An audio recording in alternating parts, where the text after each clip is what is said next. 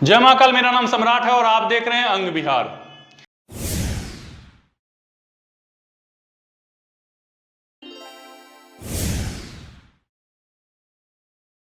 तो आइए आज के वीडियो में हम डिस्कस करने वाले हैं शिक्षक दिवस के बारे में।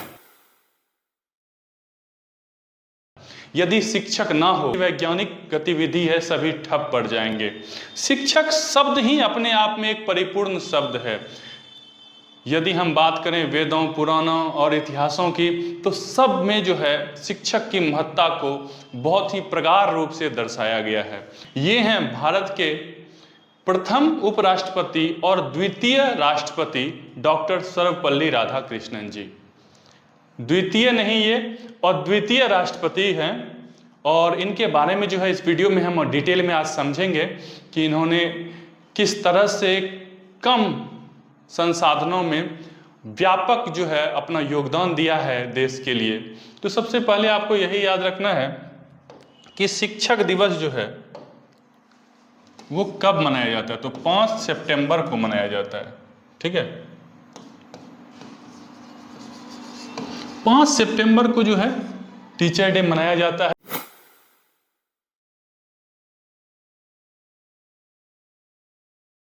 संपूर्ण भारतवर्ष में जो है 5 सितंबर को टीचर डे मनाया जाता है। ये बात आपको याद रखना है। ठीक है, देखिए शिक्षा के क्षेत्र में इनके योगदान के कारण जो है इनके जन्म दिवस पर शिक्षक दिवस मनाया जाता है।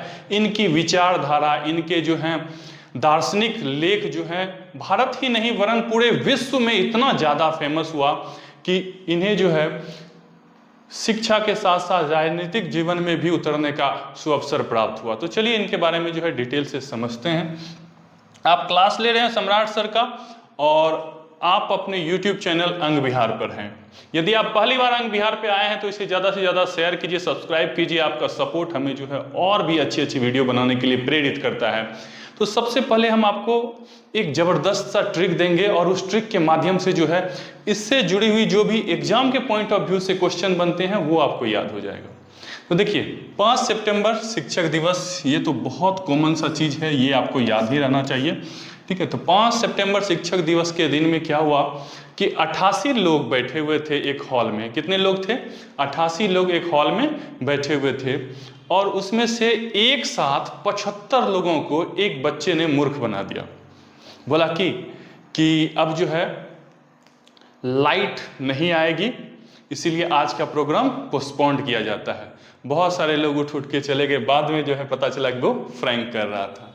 फ्रैंक की भी जो है एक अलग नई जो है नीच है। तो याद रखना है कितने लोग थे? 88 लोग बैठे थे, उसमें से एक साथ 75 लोगों को क्या किए? बेवकूफ़ बना दिए। कुछ लोग जो है बाहर थे तो वो तो बाहर ही थे। हॉल में जितने लोग थे उसको क्या किया? बेवकूफ़ बना दिया गया। एक साथ, कितने साथ? एक साथ। ठीक है, तो अब आपको यहाँ से एक ट्रिक बनता है, एक साथ। ठीक है, कितने लोगों को? 75 लोगों को मूर्ख बना दिया गया। ठीक है, फ्रैंक कर लिया गया उसके साथ। कुल कितने लोग बैठे थे? 88 लोग बैठे थे। कुल कितने लोग बैठे थे? 88 लोग बैठे थे, जिसमें से एक साथ 75 लोगों के साथ क्या हो गया? फ्रैंक हो गया। कॉन्सेप्ट समझ में आया? ठीक है, और आप इमेजिन कर पा रहे होंगे कि किस तरह से जो है ऐसी घटनाएं होती रहती हैं। हम लोग अक्सर अपने भाईचारे दोस्त यारों में जो है हंसी मजाक करते हैं। तो एक साथ 75 लोग, एक साथ कितने लोग? 75 लोगों को के साथ क्या किया गया? फ्रैंक कर लिया गया। कुल कितने लोग थे? 88 लोग थे। तो चलिए अब यहाँ से याद करवाते हैं आपको कि डॉक्टर सर्वपल्ली राधाकृष्णन का जन्म कब हुआ था। तो इनका जन्म तो आपको याद ही होगा, 5 सितंबर 1888 को हुआ था। ठीक है, 1888 को इनका जन्म हुआ था, 5 सितंबर 1888 को। मूर्ख दिवस जो है अप्रैल में मनाया जाता है। किस में मनाया जाता है? अप्रैल के पहले माह में मनाया जाता है, 1 अप्रैल को। एक साथ, 1 से 1 निकालेंगे, 7 से 7 निकालेंगे। ठीक है, तो यानी कि 17 अप्रैल, यहाँ से एक डेट बाहर निकलता है हमारा, 17 अप्रैल 1975 को जो है इनकी मृत्यु हो जाती है। देखिए बहुत ही अमेजिंग तरीका से जो है अब आपको याद हो गया होगा, और नेमोनिज्म के द्वारा जो है आपके माइंड में कॉन्सेप्ट भी बैठ गया होगा। ठीक है, एक साथ 75 लोगों को बेवकूफ़ बनाया। एक साथ कितने लोगों को? 75 लोगों को बेवकूफ़ बनाया। कुल कितने लोग थे? 88 लोग थे। कुल कितने लोग थे? 88 लोग थे। देखिए अब आपको 5 सितंबर तो याद नहीं रहेगा टीचर्स थे। 5 सितंबर कितना? 1888। 1888 एक साथ, यानी एक साथ मूर्ख दिवस अप्रैल में एक साथ, यानी कि 17 अप्रैल। और कितने लोगों को? 75, यानी 1975। बेस 1900 है, 1975। तो इनका जन्म और मृत्यु जो है आपको तुरंत याद हो गया। यही मजा है सरलता के साथ, सहजता के साथ पढ़ने और पढ़ाने में। ठीक है, शिक्षक दिवस के उपरोक्त में इनको इसीलिए याद किया जाता है कि इनके भी पढ़ाने की जो शैली थी वो काफ़ी विस्तृत थी और बहुत ही सरल थी। देखिए शिक्षा को ज़्यादा कॉम्प्लिकेटेड नहीं करना चाहिए। जितना इजी टू इजी वे में हम अपनी चीज़ों को आप तक पहुंचा पाएँ, आपको याद करा पाएँ, वो जो है एक कारीगर जो है पद्धति है। तो यहाँ से आपको याद हो गया कि जन्म कब हुआ था। जन्म हुआ था 5 सितंबर 1888 ईस्वी को, और इनकी मृत्यु 17 अप्रैल 1975 को हो गई थी। जन्म और मृत्यु के बीच का कालखंड जो है इसी को तो हम जीवन कहते हैं, और इनका जीवन जो है बहुत ही जबरदस्त और प्रभावशाली रहा था। तो आइए इनके जीवन से जुड़े हुए कुछ महत्वपूर्ण चीज़ों को जो है इस वीडियो में हम सीखेंगे। तो सबसे पहले जो है इनके प्रारंभिक जीवन के बारे में हम लोग चर्चा करते हैं।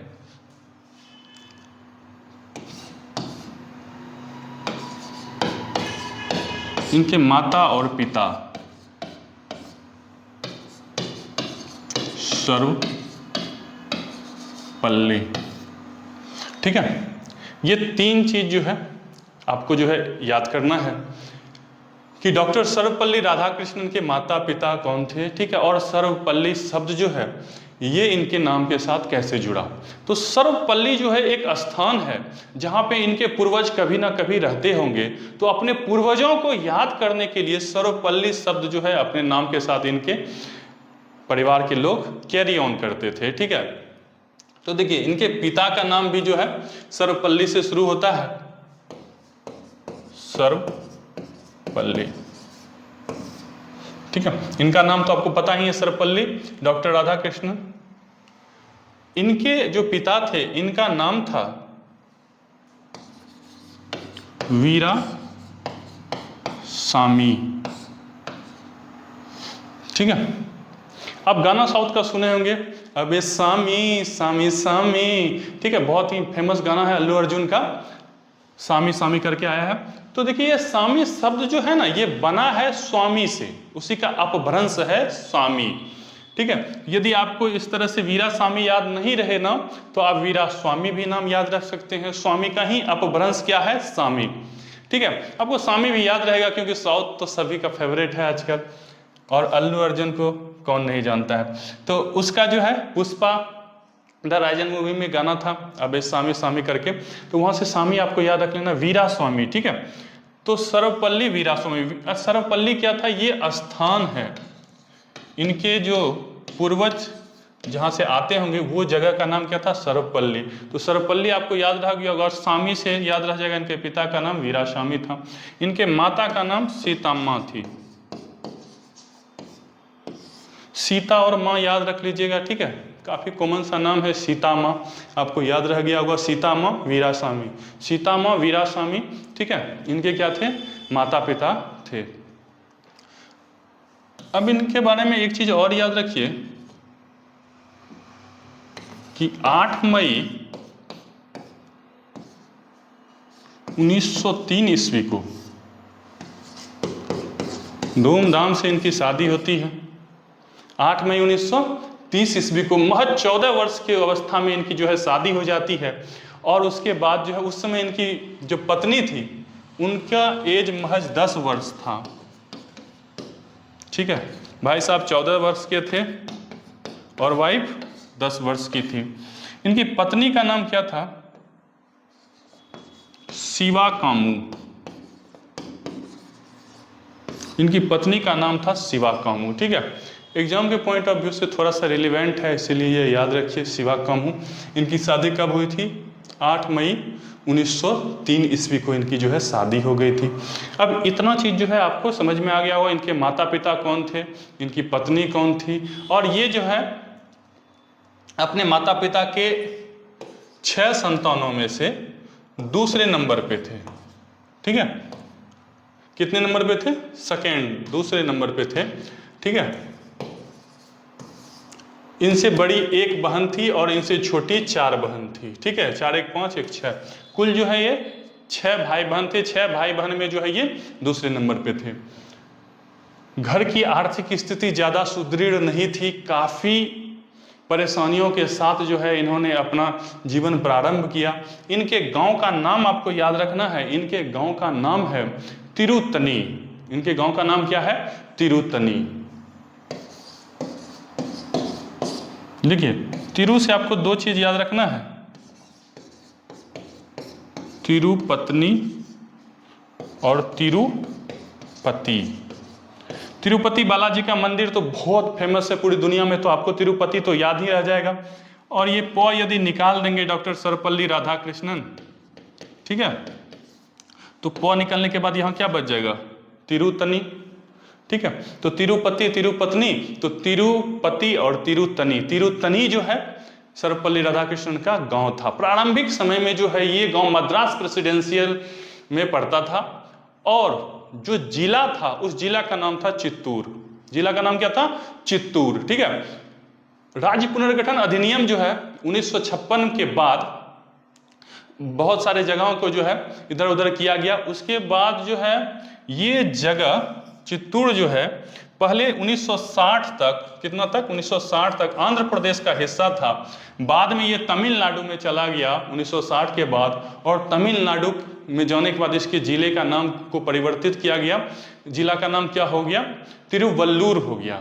तो अभी वर्तमान समय में यदि पूछा जाए तो किस जिले में, तो तमिलनाडु के तिरुवल्लुर जिले में जो है इनका जन्म हुआ था। तमिलनाडु के तिरुवल्लुर जिले में इनका जन्म हुआ था। देखिए, जानकारी रखनी चाहिए, जब भी आप किसी चीज़ को पढ़िए तो उसको डिटेल में पढ़िए। जब आप डिटेल में किसी चीज़ को पढ़ते हैं तो आप लिख सकते हैं। ठीक है, और यदि आपको लिखने की शैली विकसित हो रही है, समझिए आप बहुत बेहतरीन तरह से उसे समझ गए हैं। चलिए आगे बढ़ते हैं। अब आते हैं इसकी शिक्षा दीक्षा पर। शिक्षा दीक्षा जो है इन्होंने एक टाइमलाइन बना देते हैं यहाँ से यहाँ तक। 5 सितंबर 1800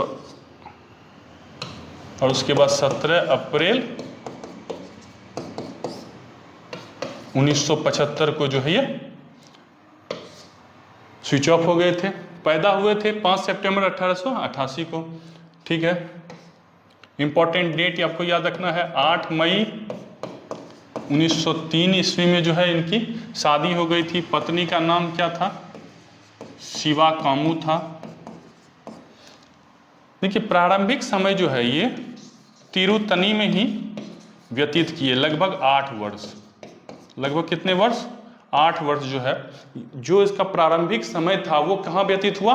तिरुतनी में व्यतीत हुआ। उसके बाद जो है फिर, चूंकि इनके पिता एक धार्मिक प्रवृत्ति के व्यक्ति थे, लेकिन फिर भी जो है शिक्षा को जो है वो बहुत तवज्जो देते थे, और उसके लिए जो है इन्हें ICSE स्कूल में जो है भेजा गया। मिशनरी स्कूल जिसे कहते हैं हम लोग, missionary school, Luther missionary school. ठीक है, इनको लूथर मिशनरी स्कूल जो है भेज दिया गया। वहीं से जो है इन्होंने अपनी प्रारंभिक शिक्षा दीक्षा ली, और उसके बाद जो है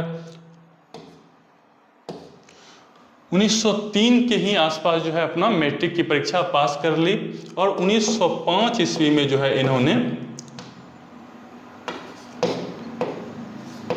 अपना इंटर पास किया। फिर उसके बाद से जो है पढ़ाई का सिलसिला चलते रहा। मद्रास प्रेसिडेंशियल कॉलेज में जो है फिर इन्होंने दाखिला की, वहाँ 4 साल पढ़े। उसके बाद फिर से जो है उच्च शिक्षा के लिए मैसूर गए। मैसूर की एक बहुत ही रोचक कहानी है। जब ये MA कर रहे थे, इसी बीच में जो है ना, शादी के 5 साल बाद यानी कि 1908 ईस्वी में, ठीक है, ये मैसूर चले गए थे। यहीं पे इसी सब क्रम में जो है 1908 में ही इनकी थीसिस सब जब चल रही थी उसी समय जो है इनको एक प्यारी सी पुत्री हुई जिनका नाम सावित्री था, ठीक है। और बहुत कम एज में इन्होंने अपना थीसिस कंप्लीट किया। जब ये अपना थीसिस कंप्लीट कर रहे थे उसी समय जो है ना टीचर के लिए एक अनिवार्य एमए करने के लिए जो है ना एक अनिवार्य शर्त था उस समय कि आपको जो है शिक्षण प्रणाली भी सीखनी पड़ेगी, जिसके लिए इनको पढ़ाने का भी अवसर दिया गया और इन्हें एक क्लास ही प्रारंभ में दिया गया। इनकी शैली जो है पढ़ाने की इतना ज़्यादा विकसित थी कि इन्हें कहा गया कि आपको जो है थीसिस वाले क्लास से छुट्टी मिल सकती है, लेकिन आवश्यक शर्त ये है कि आप जो है क्लास दे दिया कीजिए। तो महज कम उम्र में ही, यदि 20-21 वर्ष में ही इन्होंने लेक्चरार के रूप में जो है अपना पढ़ाने का प्रारंभ कर दिया था। इस तरह से काफ़ी व्यापक जो है इनकी जीवन शैली रहती है। बहुत धूमधाम से ये जो है पढ़ते हैं कि आवश्यक शर्त, ठीक है। ये जो पढ़ाते थे उसी का संग्रह था जिसे कि बाद में एक छोटी पुस्तिका के रूप में प्रकाशित किया गया, मनोविज्ञान के आवश्यक शर्त। इनके कुछ पुस्तक का नाम हम आपको बता देते हैं जो आप याद रखिए, बहुत ही इमेजिंग बुक्स हैं। सबसे पहले ईस्ट एंड वेस्ट रिफ्लेक्शन करके इनका एक बुक आता है। उसके बाद eastern religion and western thought करके इनका एक प्यारा सा बुक है जिसमें ईस्ट और वेस्ट के बहुत सारी चीज़ों को जो एकदम डिस्क्राइब किया है इन्होंने। उसी में इन्होंने लिखा है कि वेस्ट जो है ईस्ट से ज़्यादा डेवलप किस तरह से नहीं है, ईस्ट कितना ज़्यादा डेवलप है, कि वेस्टर्न को बहुत जगह जा जाके अपनी मशीनरियों के बारे में समझाना पड़ता है, लेकिन भारत में लगभग हर हिस्से के लोग जो हैं अपने धर्म से अवगत हैं। जैसे ही आप बोलेंगे हिंदू संप्रदाय में बोलो बजरंग बली की, लोग बोलेगा जय, ठीक है। तो ये ऑटोमेटिक्स जो है हम लोगों के पूर्वज हम फीडेड करते हुए आए हैं, चाहे किसी भी संप्रदाय के लोग हैं। भारत में जो है धर्म वो क्या है, बहुत ज़्यादा विकसित है। द फिलोसफी ऑफ उपनिषद करके इनकी एक पुस्तक है जिसमें इन्होंने धार्मिक चीज़ों का बहुत डिस्क्राइब से जो है वर्णन किया है। तो इस तरह से इनकी बहुत सारी पुस्तक है। The ideal principle of life इनकी सबसे बेस्ट पुस्तक है जो हमने पढ़ी है। हमारे नज़र में वो पुस्तक जो है अपने आप में एक कंप्लीट बुक है जिसे कि आप यदि पढ़ते हैं तो आपको अनेक तरह के जो है बहुत ही अमेजिंग थॉट्स अपने आप से जनरेट होगा, आपकी सोचने की शैली जो है वो विकसित हो जाएगी। तो ये तमाम चीज़ें जो है आपको याद रखनी है। अब आते हैं इनके राजनीतिक करियर पे।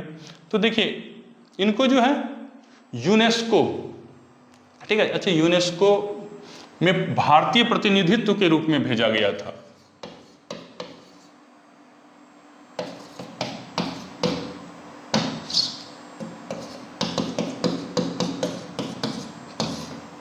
यूनेस्को जो है इन्हें भारतीय प्रतिनिधित्व के रूप में भेजा गया था, भारतीय प्रतिनिधित्व के रूप में भेजा गया था, ठीक है। यूनेस्को की स्थापना कब हुई थी? तो यूनेस्को की स्थापना हुई थी 16 नवंबर को 1945। 1945 में ही यूएन की स्थापना हुई थी, यूनाइटेड नेशन की 24 अक्टूबर को, ठीक है। 24 अक्टूबर 1945 ये डेट याद रखना है। 1945 में ही यूनेस्को की स्थापना हुई। यूनेस्को का फुल फॉर्म जो है आपको याद रखना है, United Nation of Educational Scientific and Cultural Organization, ठीक है। देखिए यू से यूनाइटेड, एन से नेशन, ई से एजुकेशनल, एस से साइंटिफिक, सी से कल्चर, ओ से ऑर्गेनाइजेशन। इसमें क्वेश्चन आ जाता है ई किसके लिए एग्जिस्ट करता है? तो ई एजुकेशनल के लिए एग्जिस्ट करता है, एजुकेशन के लिए नहीं, एजुकेशनल के लिए, ठीक है। एस साइंस के लिए नहीं, साइंटिफिक के लिए, और सी कल्चर के लिए, ठीक है। तो ये जो है आपको एकदम डिटेल में याद रखना है। यूनेस्को का फुल फॉर्म क्या होता है? United Nation of Educational Scientific and Cultural Organisation. Simple सी बात है। कब स्थापना हुई थी?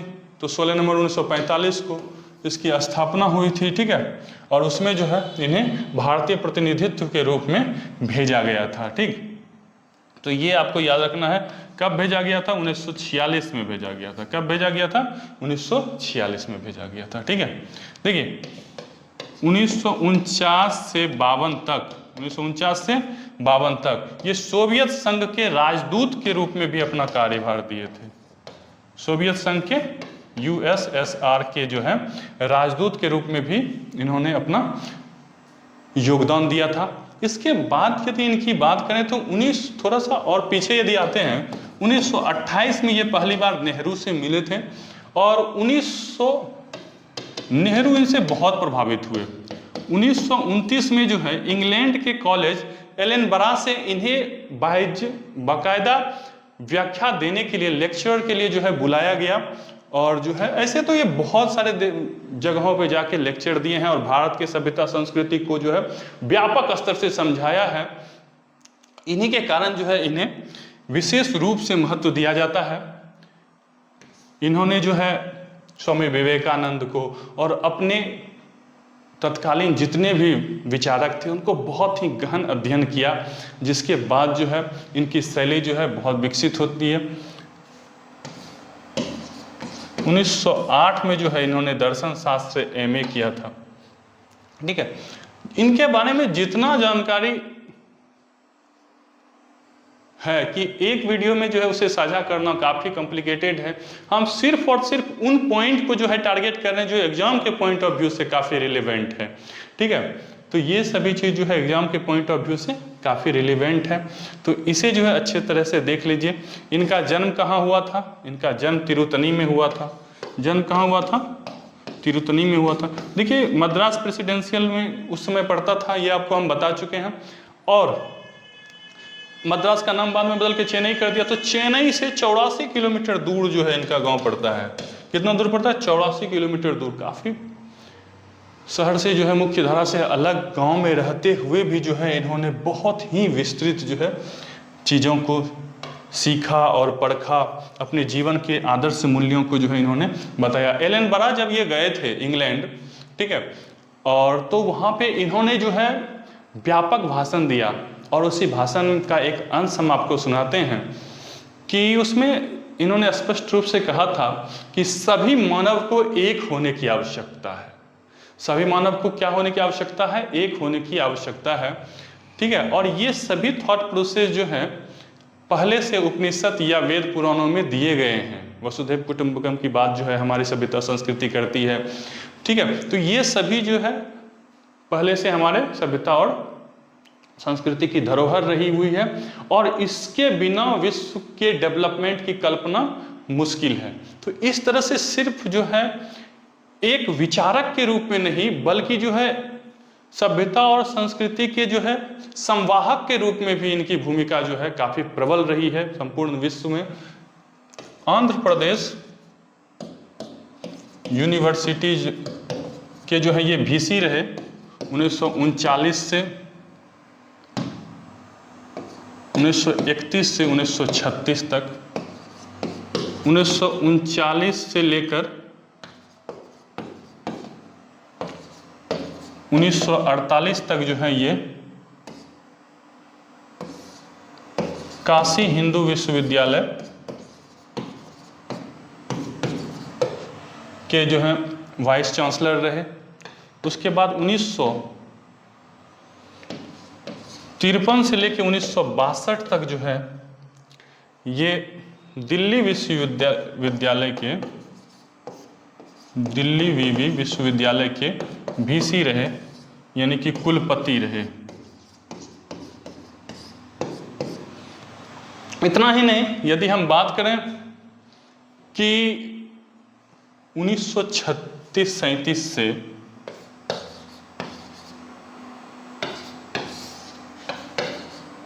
1952 तक तो ये ऑक्सफोर्ड यूनिवर्सिटी में प्रोफेसर के रूप में अपनी सेवा दिए हैं। इसी बीच में 1937 से लेकर 1941 तक ये 4 साल जो है इन्होंने जॉर्ज पंचम कॉलेज में भी जो है एज ए प्रोफेसर अतिरिक्त सेवा दी है।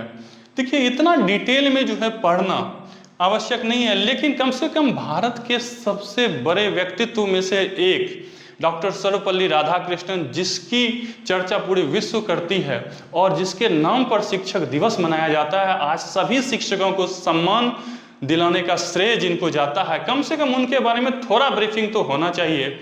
जो आदमी पूरे विश्व में जाके भारत की सभ्यता संस्कृति का डंका बजाया है, कम से कम भारत में रहते हुए हमारी तो नैतिक जिम्मेदारी बनती है कि उनके बारे में थोड़ी सी जानकारी रहे। तो आइए आज इस वीडियो में जो है डिटेल में जो है डॉक्टर सर्वपल्ली राधाकृष्णन के बारे में जो है समझते हैं।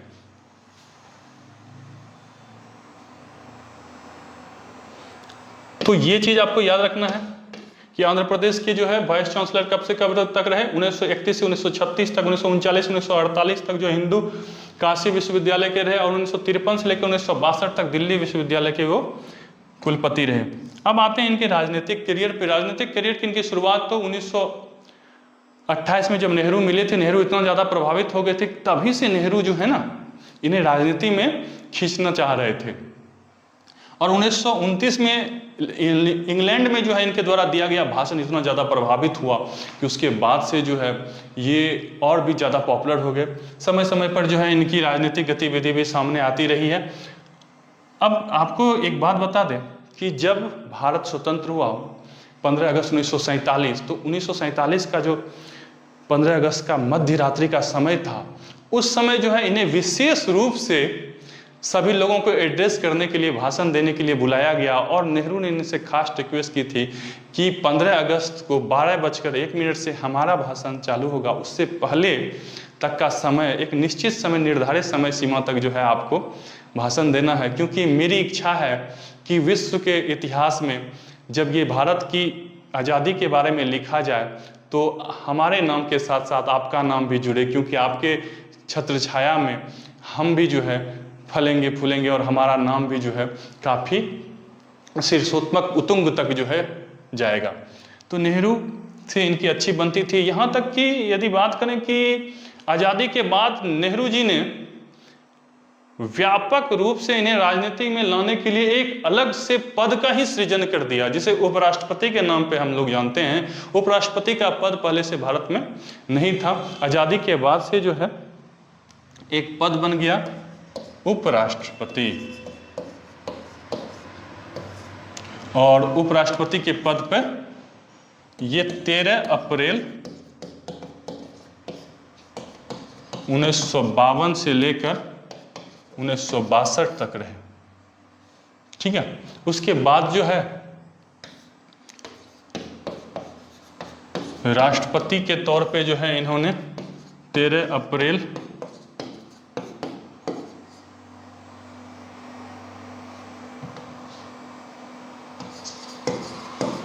13 मई 1962 से लेकर 13 मई 1967 तक अपनी सेवा दी।